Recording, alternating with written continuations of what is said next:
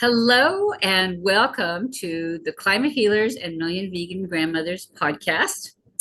Today I have the distinct honor of and distinction of having Ms. Julie Johnston from GreenHeart Education.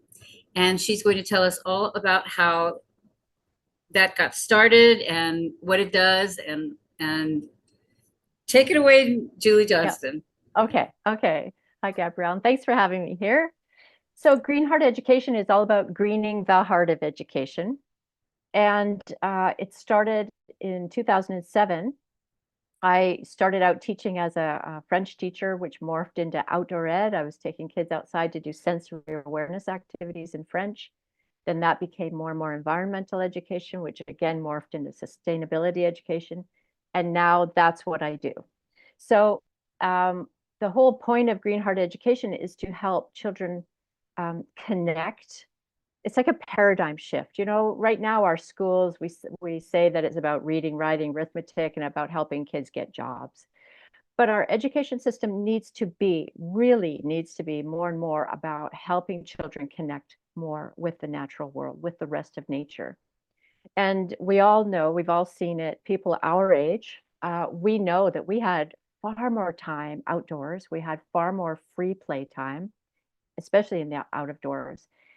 And kids nowadays are literally graduating disconnected from the rest of nature. So there are two things that GreenHeart tries to do. One of them is connecting or helping children bond with their mother nature, which feeds their spirit as well as their bodies. We need to start teaching as if the earth and the future and the children of all species matter. We sort of don't take that into consideration in the classroom, but we have to change that. So we need to change the what we teach, the how we teach it, and then why we teach in order to match the fact that we're in a climate emergency, right? There's an urgency about what we have to get across to kids now. So there are environmental crises, there's social justice crises, but there's also this big looming climate change crisis that is over everything else that we're doing. So I help teachers and other educators see that Mother Nature is probably our most important teacher. And we can invite her once again to play a role in the education of her children. And GreenHeart Education offers a green curriculum map for teachers because so often when we say, oh, we have to do environmental ed, we sort of lay everything on every teacher at every grade level. So the GreenHeart curriculum map shows teachers, no, focus on one thing at each level. So you can focus on nature connecting, nature bonding with the primary level kids, the preschoolers up to about grade 3. And then when the kids become a bit more independent, they get really curious about how the world works. Then we can teach them ecological principles, how the world works, right? And then kids around the age of 12, about what's that, grade 6 or 7, they become very social beings. And that's when they stop sort of playing in the playground and start sitting around talking to each other in the playground. And at that age, students can be coming up with solutions to local and global environmental issues and climate change problems and things like that. They have a lot of energy, but they also have greater agency at that age. And then I top it off at the top end of that curriculum map with making sure that our senior students graduate as sustainable development practitioners. So sustainable development was this paradigm shifting, transformative new thing. And in North America, we've just sort of ignored it. But there's so much that senior students can sort of sink their teeth into.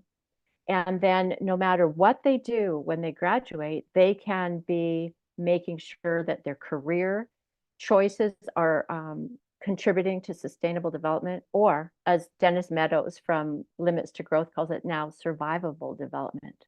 That's where we are now. It's not about sustainability anymore. It's about survivability, which is frightening, but it's the truth. We've let things go so far. Then the other thing that I wanted to talk to you about is because of who you are, million vegan grandmothers, I wanted to talk to you about the other paradigm shift we need in our schools is a shift to compassion. Our schools are not terrifically compassionate places these days. And I'm not sure if they ever have been, because the focus hasn't been on the kids until recently. It's been more on the what do they have to learn. And so, from the perspective of greening the heart of education, compassion in our schools means vegan schools. So let me talk to you a little bit about that. Veganism comes naturally to young children, right? George Bernard Shaw, I think it was, said, "Animals are my friends and I don't eat my friends." And that's how little kids feel about it. We've seen things, little movies on YouTube, right? About kids that go, that's a chicken. I don't want to eat a chicken, right? They get it. They get it when they're that young. And so the power of family and school and peers sort of, knocks that out of young children, but they have this innate bond with and love for the rest of nature. And I want you to note that choice of language there, because it's a compassionate language. It's not nature's over there and humans are over here. It's a connecting language, right? To say humans and the rest of nature. We are all part of it together. So children don't want to hurt other animals, right? We're animals too. They don't want to hurt other animals. And meat eating is a learned behavior. Children can't sort of go out and, just find a piece of meat lying around. That's not how it works. They have to learn, right, to eat meat. And Gandhi called it a superstition, which said a lot to me, right? So the rationale for making our schools go vegan, number one, of course, there's the ethics and compassion piece. So you look at the people that we have looked up to throughout history for ethics: Buddha, Albert Schweitzer, Gandhi, Einstein, Da Vinci, Thoreau. There's the whole world of hunger and inhumaneness and violence versus ahimsa, all the issues around ethics and compassion. And then, of course, there's personal and family health. Why are we feeding carcinogenic hot dogs at hot dog day at schools? Right? It makes no sense anymore. We know that they're not healthy, and yet we're still handing them out because they're fun. And we could be handing out veggie dogs. We could be handing out carrot dogs. It's about the fun. It's about the event. It doesn't have to be a carcinogenic meat that we're giving the kids to make the event fun. And then, of course, there's the health of the planet: air, water, land pollution. You know all about that. And the impacts of industrialized meat on climate change are over the top. It's frightening. I've been saying for years that environmental NGOs, non-governmental organizations, should never be serving meat and dairy and eggs, things like that, at their functions. And in the same way, schools shouldn't be serving meat and dairy and eggs in their cafeterias or at their special events either. So green schools and any schools that profess to care about their students should be going vegan, right? No one ever died from not eating meat at a school function, right? I've never heard of, yeah, anyway. So I have a few tips for the people who are listening today. If they're interested, most grandparents have grandchildren, right? And so they have that connection to schools. And I really want grandparents to take the opportunity to talk about these things with their grandchildren's teachers or with their grandchildren's school trustees, things like that. But at the very least, schools should have rituals around saying thank you to the animals that they are serving at their school functions. At the very least. I don't want them to be consuming those other animals, right? I don't want that, but at least we could be teaching gratitude and appreciation for what we eat.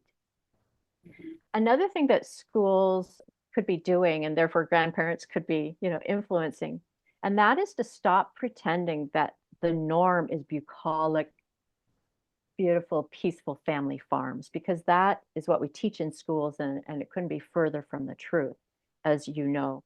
There's the most meat, I read in Kiss the Ground, that it's 99% of meat in North America comes from industrialized factory farming. People will say, oh, well, I buy my meat down the street at the, at the family farm, and they butcher them gently. I'm like, well, apparently there's only 1% of meat that is bought and sold in North America that is like that. Children, I think, can see that farm animals can be part of a family farm, but they don't have to be killed. The notion that a family farm animal has to be killed is, we have to question that, right? It doesn't have to be like that. Exactly. Yeah. Yeah. So another thing I think, we hear all the time about bullying in our schools, but how will we stop bullying in our schools when we bully and abuse such a large percentage of our diet, right? We are force feeding bullied and abused animals on our children. So and Will Tuttle talks about this, right? He talks about the world peace diet and how if we're eating foods that have been abused and killed violently, we're taking that in. And the same thing with children. They're taking it in. And I think our schools would be gentler if there wasn't all that meat eating involved. Now, I think the other thing that grandparents can do is to insist on vegan options and possibly gluten-free options too, because more and more of us are going that direction at all school events. So, the school where I last taught, we had gardens, a school garden. Every class had its own bed. And in the fall, every class contributed something to the harvest festival. And one year I went to the school garden the week before school started, and it was the best garden we'd ever grown. We planted so much food in June that it was just bursting. And I went back on the first day of school, and it was all gone except for the turnips and the one sunflower. And it was the deer. It was such a bad year for drought that they had broken through our fence and eaten everything but the turnips. So what we did that year is we had harvest soup. We weren't going to call it turnip soup. No way. But we had harvest soup. I don't blame you. Yeah. And it was delicious, actually. But we had harvest soup, and we could serve vegan tacos, lots of salads, but there should be vegan options like in schools that have cafeterias, mostly in the United States or in high schools. There should be at least a plant forward menu, right? So the vegan options are up front, and the food isn't about meat on your plate and then a couple of other things on the side. It's about plants on the plate. And then what happens after that, fine. There are places all over North America, school gardens are popular, but in New York City, for example, vegan options. California is moving in the direction of vegan options. There was in the Oakland Unified School District, they reduced their carbon footprint 14%. You've probably heard all this. And saved $42,000 over 2 years by serving less meat and more plant-based foods. So it's happening and it's possible. I know there are vegan schools around, so it can happen. But I'll give you a few more ideas. So schools on their way to becoming vegan, because it's hard. I remember you said that you went vegan overnight. But for a lot of people, it's a process. And for schools, it can be a process. They can have taste tests. They can have try it days. They can have recipe contests.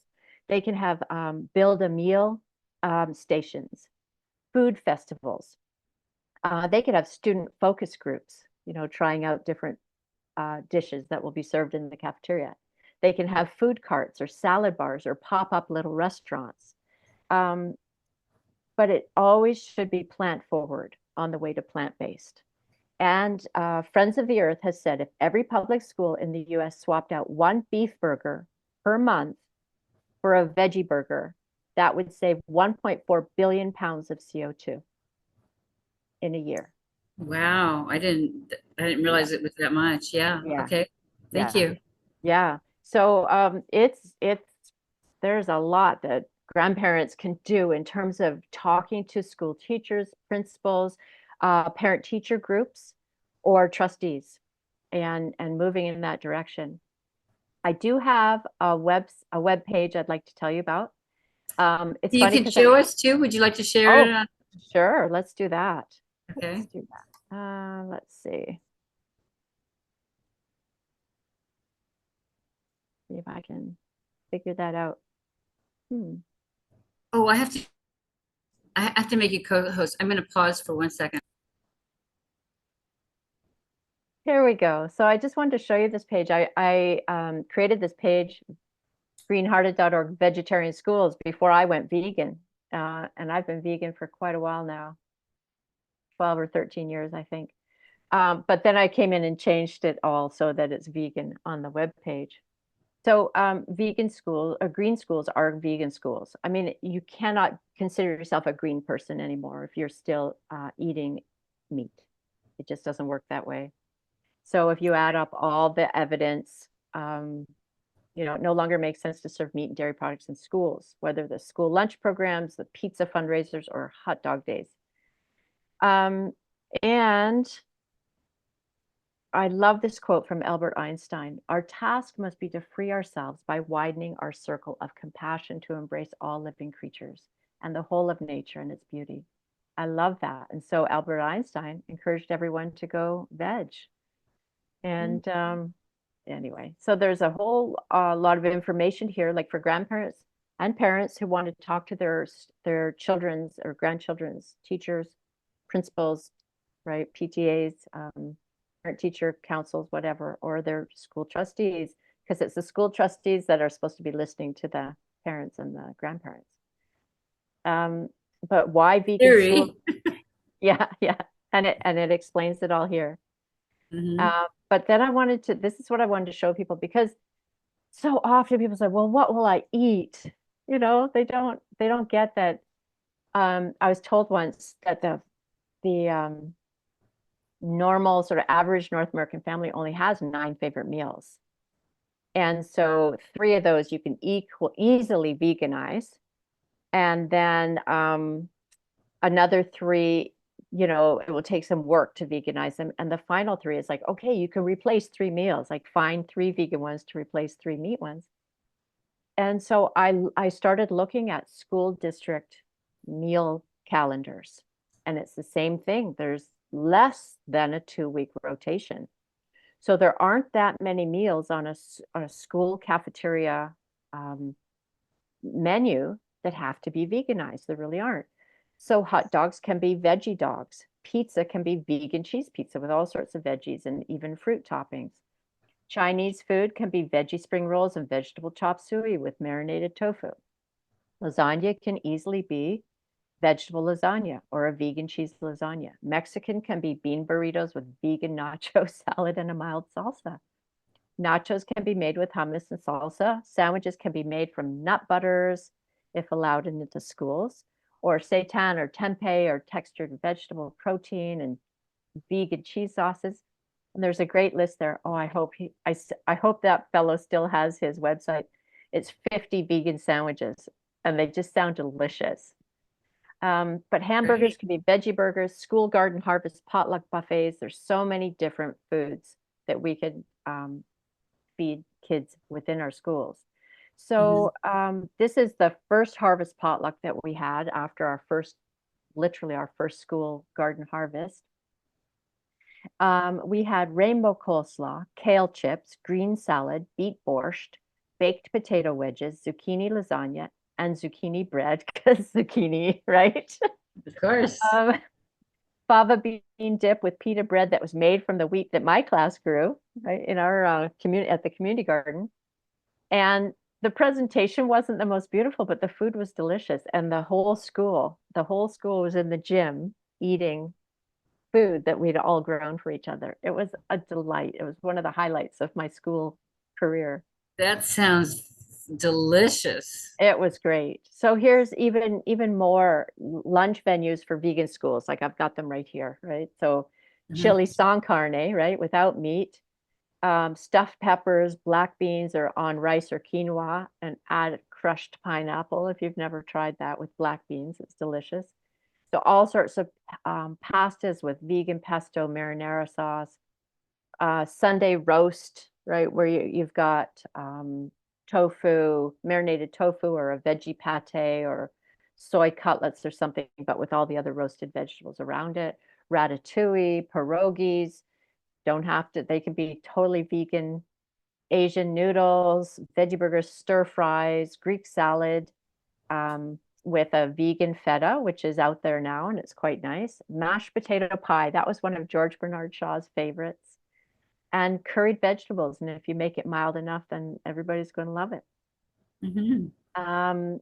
And you know what? I want to share one other screen with you. Just give me 1 second. See if I Sure. can go over to here. Did that show up? Yes. Yes. Okay. I want you to have to compare these two screens. So these are pictures of actual school cafeteria meals. And I wonder, how can we expect students to learn in the afternoon if this is what they eat for lunch? Okay. Exactly. Ugh. And school lunches. Mhm. Look at the difference. There's no reason why school lunches can't be A, that beautiful, B, that recyclable, right? We should Mhm. not be throwing stuff out every day at school.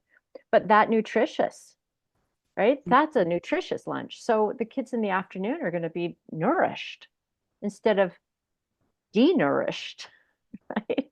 So Exactly. Yes. which goes back to compassion, goes all the way back to compassion. Anyway, that's I don't know that we're going to get every school district to go this direction, but we certainly can. And parents can, if they get the little bento box, lunch boxes for kids or grandchildren, then I find that kids go to school with more nutritious lunches because the parents or the grandparents or the kids themselves are filling up each little section with different foods. And so there's more of a rainbow in the bento box idea, right? For Oh, yeah. So there's like Tupperwares or something that are yes, bento yeah, boxes? Okay. yeah. It's quite delightful. Anyway, I'm going to Yeah. yeah, I'll stop sharing if I can figure out how to do that. But Um, oh, stop share. There we go. Yeah. there you go. Yes, you got it. Yeah. Yeah. So it's just something to think about is, we talk an awful lot about going vegan. We talk a lot about what we have to do for climate change, but we forget that we've got millions and millions and millions of kids in school, and they could be doing something about it just by what we're feeding them in their lunch hours and how we're connecting them with the rest of nature or disconnecting them from the rest of nature. Mhm. So common. Yeah, yeah. I So that's love what that your I share. website has all kinds of suggestions on how parents and grandparents can actually get vegan food into the schools. Because Yeah, when you first brought that up, I thought, how in the world would I do that? right. Right. So, Yeah. yeah, so there's all kinds of suggestions on your website on how we can do that. Mhm.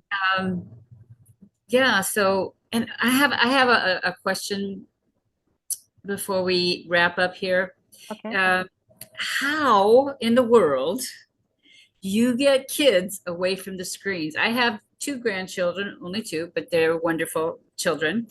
They're 11 and 14, 14-year-old boy and an 11-year-old girl. And it is so Very darn hard. hard to get them Yeah. away from the screens. Yes. Yes. Totally different topic, but I'm with you on that one. It's some people don't like to call it an addiction, but it was actually created to be addictive. And I don't know, one of the documentaries that came out fairly recently, the man who invented that little red dot, that notification red dot, Mhm. he said he regrets it and he will regret it till the day he dies. And he does not let his children anywhere near social media and screens. Yeah. Really? Oh, that's Because good. that little red dot, gets that dopamine hit when you see that you've got a notification, somebody's responded to something. Yeah. Um, Well, how to do we me, get, it is yeah, related, Julie, because if we want them to bond more with yes. nature, we have to get them away from the screens, right? Well, that's a toughie because, you see so many babies in strollers. with screens in front of them, right? Oh, I And see it all the time. I mean, we sort of used to make jokes about babies with soothers in their mouths, right? Hmm. But a baby with a soother is a long way from a child with a screen. And I think it was the American Pediatric Society, is that the name of the group? I can't quite remember, but their research showed that we can't be showing two-dimensional screens. And here's where yeah, you're absolutely right on there. We cannot be showing two-dimensional screens to children before the age of 2. But at the very least, keep screens away from from infants, right? Hmm. It's the way that the brain is developing, the eyes are developing. We are going to hinder their development if we're sticking them in front of screens. But then, see, the problem is we used to be able to send the kids outdoors. It's not like we had to be, as the adults, we didn't have to be outdoors with the children. The Hmm. world felt safer. There were more children, it seemed, right? So there was a little, every neighborhood had a little clump of kids, right, who played together. Exactly. Um, but I think that I'm afraid a lot of it is going to fall to parents and possibly grandparents if you live near your kids. There's a time and a place, and it can't be all the time and in every place that kids use Right. devices. And so it really is to start getting them outside. It might be for a 14-year-old, for example, fun looks very different, right? Fun isn't going to be exploring and getting your feet wet in a puddle and stuff like that, that still works with little kids when you finally get them out the door. With 14-year-olds, they need their friends around. So maybe it's that you are hosting backyard parties where they're at least outdoors and they're away from their screens. And maybe you even say, "Hey kids, park your phones here at the front door and go out the back door and I'll bring you snacks." And they can just sit, kids that age just sit and yak. It's incredible. It's incredible to watch.